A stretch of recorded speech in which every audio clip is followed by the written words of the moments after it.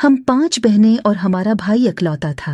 वालदीन ने उसका नाम इकराम बारी रखा, क्योंकि वो बहुत मंतू मर्दों के बाद हुआ था और हमारे लिए अल्लाह की तरफ से इनाम इकराम ही था। अजब बात ये कि जब तक भाई ने जन्म नहीं लिया था, घर के हालात बहुत अच्छे थे। हम खुशहाल लोगों में शुमार होते थे। रुपए पैसे की कमी न थी, बल्कि वालिद साहब का बिजनेस दिन दगनी रात चौगनी तरक्की पर था। जब दौलत ज्यादा होने लगे, नोट संभालने से न संभले, तब आदमी के दिल में ये ख्याल जागज़े हो जाता है कि मेरे बाद मेरी उस दौलत का क्या होगा, कौन मेरी मेहनत शाका से कमाए हुए सरमाए का वारिस बनेगा। यही ख्याल अबू के दिल में भी था, और ऐसा जागज़े हुआ कि वो रात दिन औलाद नरीना के ना होने के गम में घलने लगे। जब मायूसी हद से बढ़ जाए, रहमत के बादल बरसते हैं।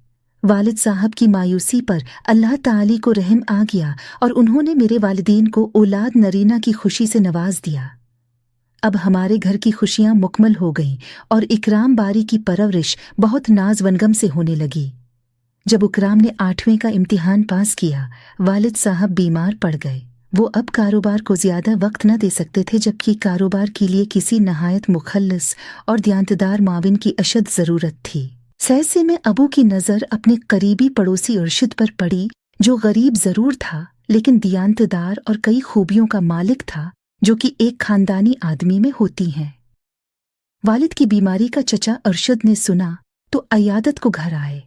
तब वालिद ने उनसे अपनी परेशानी का तज़क्रा किया और इस्तदा की कि अगर आप मेरे बिजनेस की देखभाल कर लें तो मेहरबानी होगी। जब तक मैं तंदुरुस्त न हो जाऊं, आपको रोज मेरे कारोबार को वक्त देना होगा। चचा अरशद ग्रेजुएट थे मगर बेरोजगार थे। वो एक जमाने में बड़े जमींदार थे, लेकिन फिर उनकी जमीन दरिया बर्द हो गई।